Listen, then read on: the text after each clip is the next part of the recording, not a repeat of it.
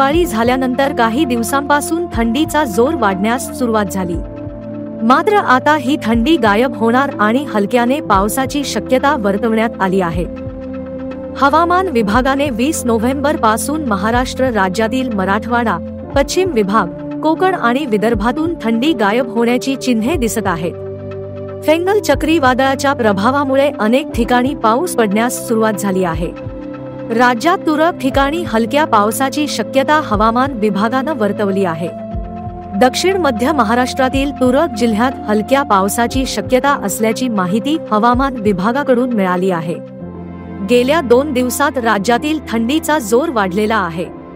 पाहुयात पुढील 24 तासात राज्यातील हवामानाची स्थिती कशी राहील. राज्यातील मराठवाड्यात आणि पुणे, अहमदनगर, उस्मानाबाद, लातूर, कोल्हापूर, सोलापूर आणि कोकण विभागात हलक्या पाऊस पडण्याची शक्यता आहे. औरंगाबादमध्ये अंशतः ढगाळ आकाश असणार आहे.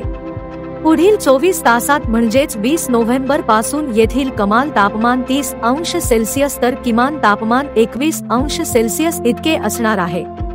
औरंगाबाद येथील किमान तापमानात बहुतांश वाढ झालेली दिसून येत आहे. ब्युरो रिपोर्ट, जम न्यूज इंडिया.